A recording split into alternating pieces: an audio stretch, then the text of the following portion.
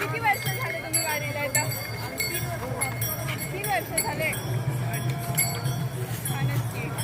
थकवा वगैरे जाणवतो का?